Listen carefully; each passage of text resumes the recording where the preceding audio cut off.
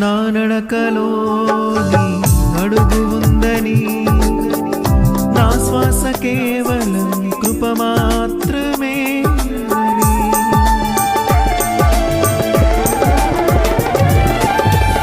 నా నడకలో